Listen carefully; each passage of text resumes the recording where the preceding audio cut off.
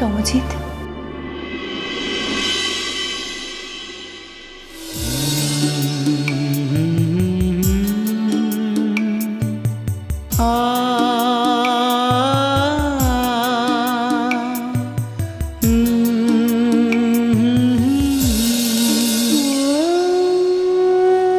দোয়েল, তুমি তুমি তো ফোন করোনি আমাকে।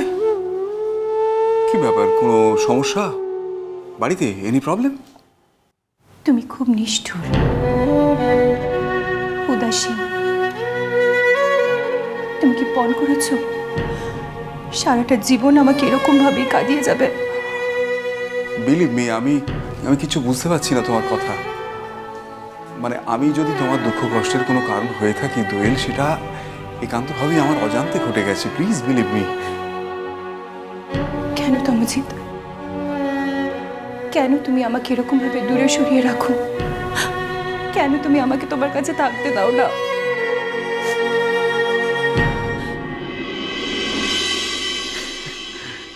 পাগল, কি হয়েছে? সব কথা বলছো কেন?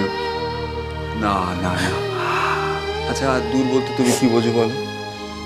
বলো দূর বলতে কি বোঝো? চোখের আড়াল কি দূর বলে? চোখের আড়াল মানে তো মনের আড়াল নয়। আমি আর কোথাও যাব না।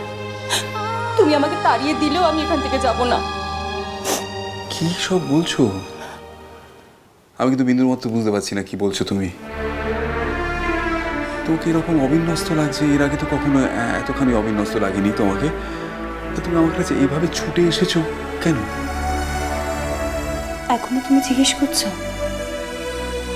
কেন আমি তোমার কাছে ছুটে এসেছি? হ্যাঁ হ্যাঁ হ্যাঁ ম্যাডাম, আমি জিজ্ঞেস করছি কেন কেন কেন? তুমি জানো তুমি কি করেছো তমজিৎ? তুমি ওদের পরিবারকে বাঁচিয়ে দিয়েছো।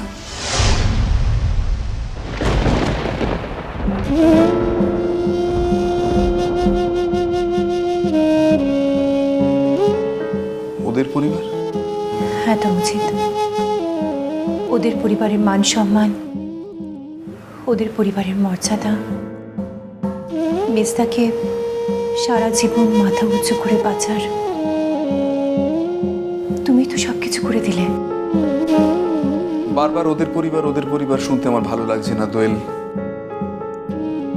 আমি মন থেকে আর ওই পরিবারকে নিজের পরিবার ভাবতে পারছি না তমজিৎ। ওরা ওরা আমাকে যেভাবে কথা শুনিয়েছে, যে ব্যবহার আমার সঙ্গে করেছে, তোমাকে যেভাবে ভুল বুঝেছে। দোয়েল, আমার ব্যাপারটা তুমি আমাকে বুঝে নিতে দাও। আমি যথেষ্ট ম্যাচিওর, অ্যাডাল্ট এনাফ। আমি আমার ব্যাপারটা বুঝে নিতে পারবো। আর তোমার মুখ থেকে, স্পেশালি আমার স্ত্রীর মুখ থেকে এই ধরনের কথা শুনতে আমার ভালো লাগবে না। প্লিজ বলো না। আর এই আমি এমন একটা কিছু করে বসিনি যেটা এত বড় করে বলতে হবে। আমি একটু পড়াশুনো শিখেছি, তার ফলে আমার সুযোগ হয়েছে দেশে বিদেশে পড়ানোর। অনেকের হয় না, আমার হয়েছে। ওরা ভালো টাকা দেয়, তার ফলে আমার কিছু সঞ্চয় হয়েছে, সেই টাকা থেকে আমি দিয়েছি। দিস মাচ, এর চেয়ে বেশি কোনো কৃতিত্ব আমার নেই। আমি এমন কিচ্ছু করিনি। এইটুকুর জন্যে তুমি এইভাবে ছুটে এসেছো? না, আমার সত্যি খারাপ লাগছে। আমার নিজেকে আমার কাছে প্লিজ এভাবে ছোট করো না। আমাকে তোমার ছোট মনে হচ্ছে তমজিৎ? হচ্ছে দোয়েল, হচ্ছে। কারণ আর পাঁচটা মানুষের ভালো মন্দ বোধ, ছোট বড় বোধের সঙ্গে তোমার তমজিতের যে একটা প্রভেদ আছে সেটা তুমি ভালো করেই জানো। রাগ করো না, বোঝার চেষ্টা করো। আমি নিজেকে তোমার কাছে আড়াল করে, গোপন করে আমি তো তোমার সঙ্গে সম্পর্ক রাখতে পারবো না।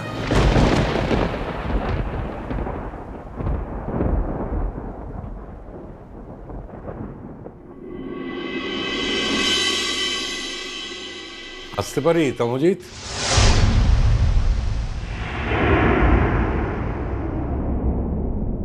কি সৌভাগ্য! আপনি আসুন আসুন। কিন্তু দাদা ছোট ভাই বলে নয় নাই মনে করলেন, কিন্তু ভাইয়ের মতো বলেও যদি মনে করেন তাহলেও তার আস্তানায় আসতে কি অনুমতি লাগে নাকি? আসুন আসুন, বসুন। ব্যাপারটা কি হলো যেন ভাইয়া, আজ তো একা আসিনি, বাড়ি শুদ্ধ সবাই এসেছি। বলেন কি? কার মুখ দেখে উঠেছি আজ?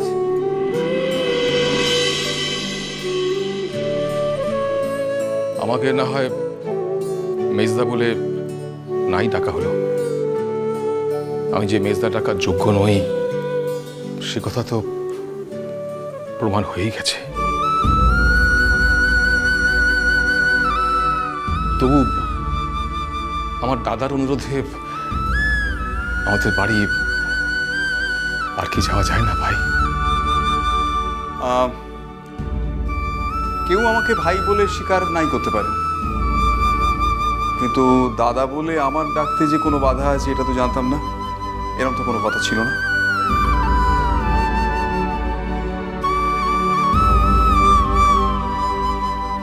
আমি কি এখানেই দাঁড়িয়ে থাকবো ছোট্টার পর?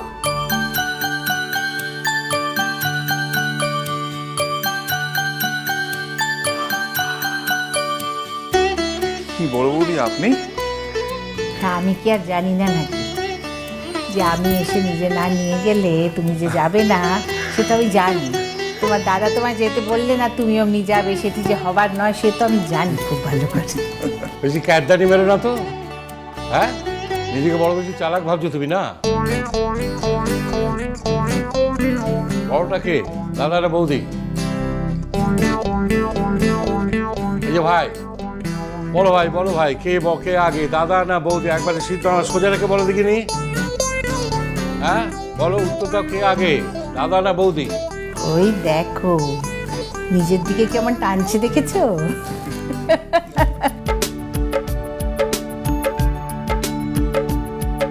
কিন্তু জোর করে বলালে জোর করেও বলবে নাকি? আচ্ছা এ কথা কে না জানে যে চিরকাল আমার দেওরেরা তোমার আর আমার মধ্যে আমাকেই সবসময় বেশি নম্বর দিয়েছে, ঠিক?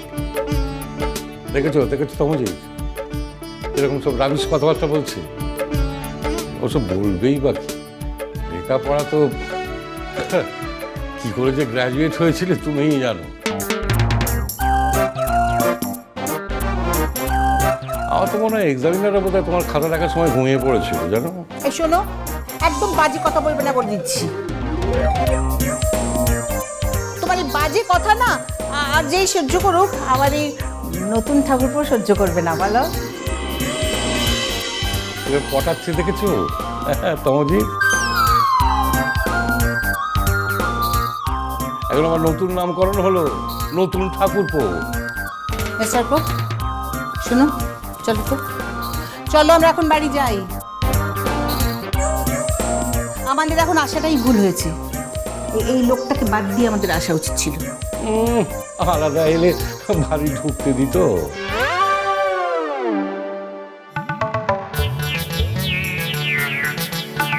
নতুন ধরবো? ও তাহলে তুমি এরকম চুপ করেই থাকবে, তুমি কিছু বলবে না তো? আর এই লোকটা আমাদের যা নয় তাই বলে অপমান করে যাবে। না না না, আপনি আমায় ভুল বুঝছেন। মানে আমি তো কথা বলার কোনো স্কোপই পাচ্ছি না। দাদা না থামলে আমি কথা বলি কি করে? আমি না থামলে? বাহ বেশ, ঠিক আছে, আমি থামলুম। তুমি যা বলবে কিন্তু স্পষ্ট করে বলবে, কেমন? হ্যাঁ আমি স্পষ্ট করেই বলবো। মানে বিয়ের আগে দাদাই সব, কিন্তু বিয়ের পরে বৌদি।